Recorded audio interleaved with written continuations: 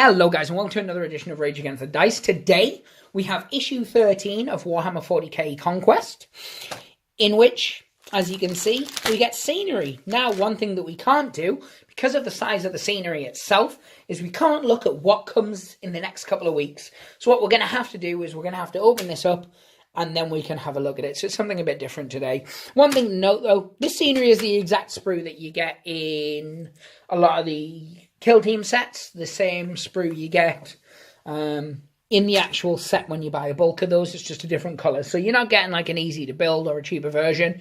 It's the exact set. So what we're going to do is take the shrink wrap off, and then we're going to have a look at what's coming next week, and then we're going to proceed on as we always do.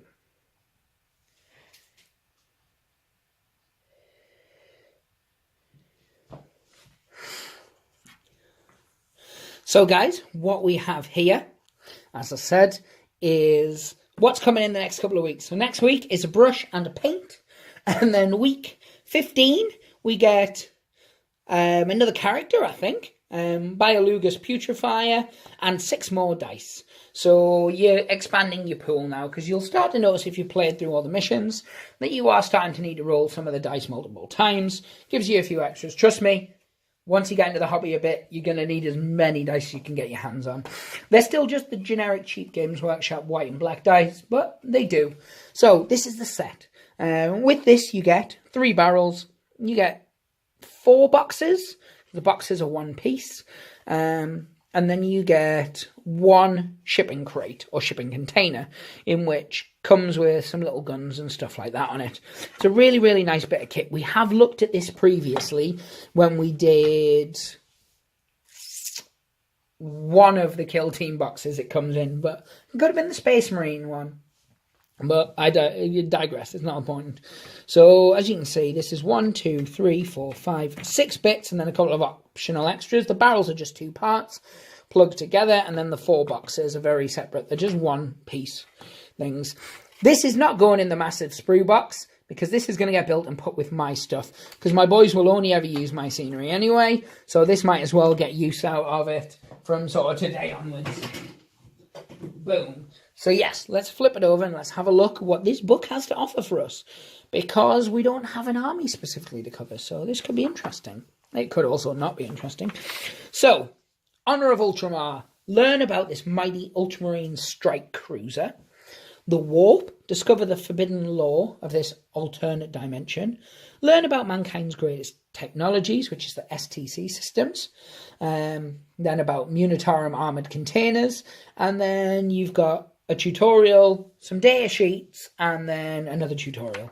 So this could be an interesting one. So this is all fluff-based stuff. Awesome to read if that's your thing. If you're just in for the gaming, none of this is really important to you. However, I would still read about the Warp, because the Warp is cool. Everybody should read about the Warp. Really, really nice artwork in this issue. I love that picture, I really do. Tells you about STC systems, STC's origins. Most STC equipment was originally designated for settlers, not warriors. Over time, many military variants were developed from the original designs. The Rhino chassis is one of the best examples. In use since before the Great Crusade, dozens of military vehicles based on the Rhino, such as the Razorback shown above, are still in use. And there's a Razorback. Yeah, and then you've got the likes of like Predators, Vindicators. I could go on. You get a lot of different cool variants. It's really good, and Chaos have them as well. And you actually get one in this set, but I think it's a Chaos one, not a Marine one.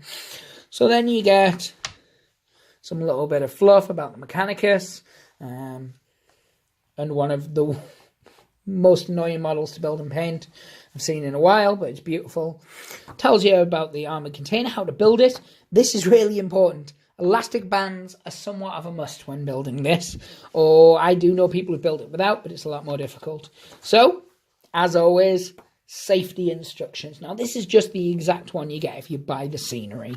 This is the exact same instructions. All very, very simple to put together, exactly as I said. Doesn't even give you painting instructions in here. What I would do if I was you is I would just buy a couple of sprays, and I would spray them off. You can get the sprays from Games Workshop. You can get them online.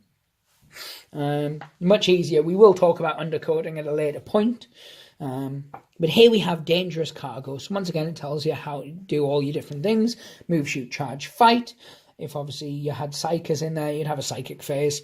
Tells you need to set up with all your normal stuff, your range rulers, etc. Tells you what models you need, and again, it shows you in those pictures. Then it shows you a data sheet explained. Now, this is really important, because if you're going to buy something separate of this magazine, you're going to get the instructions, but in the back of the instructions, you're going to get what's called a data sheet. And this shows you exactly what it is. It shows you the organization icon, the power level, what M, W, S, B, S, S, and T mean, which is movement, weapon skill, ballistic skill, strength, and toughness. W is wounds, A is attacks, LD is leadership, SV is save, what range is, what type is, what weapon strength is, what AP is, armor penetration, damage abilities, and then faction keywords. And then it shows you all this here. Now, it's a really, really cool, handy thing to have that all explained, and it shows you intercessors, reavers, Calcius. And then shows you plague marines, pox walkers, and I'm assuming throughout it you'll eventually get the ones for everything.